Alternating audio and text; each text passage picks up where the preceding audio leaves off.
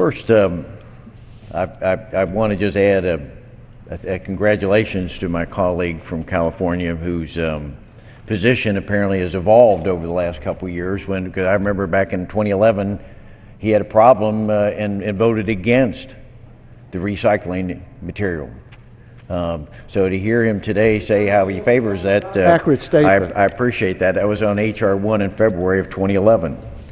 But as for this amendment, this is not necessary because 2218 establishes a minimum standard for protection of coal ash permit programs.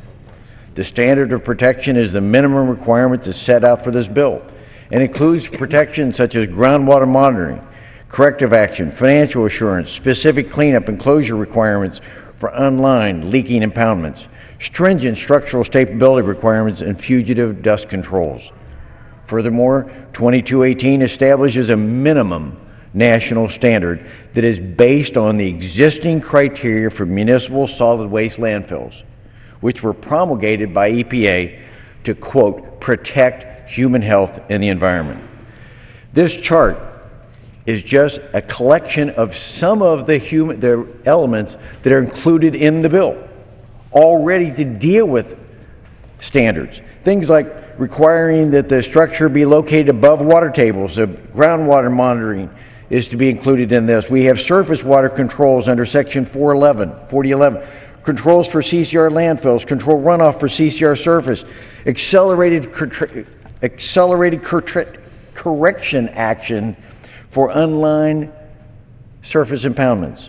We included in this bill and included in here, if people would read the bill, they would see that under 4011, there are areas where the EPA can help to identify deficiencies, including specific criteria for undertaking a deficiency review. It has a backstop authority to enforce that these requirements are upheld and to correct any EPA identified deficiency. My colleague continues to use this race to the bottom among states, and they were competing with each other to become the dumping ground for neighboring states.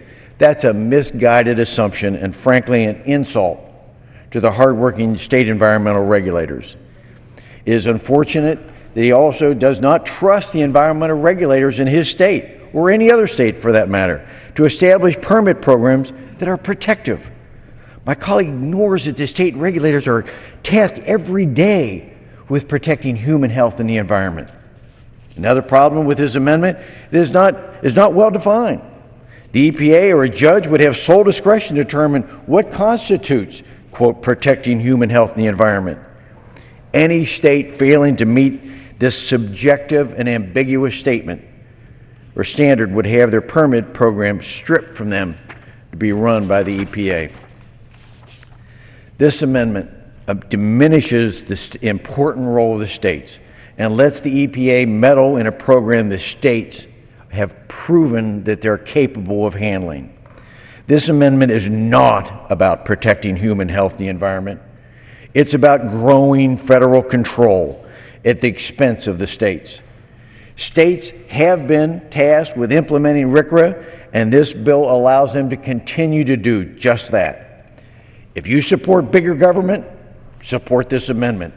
But if you trust your state to take care of its own people, then we should oppose it. I urge the opposition to this amendment, and I reserve the balance of my time. The gentleman reserves, but the gentleman is the only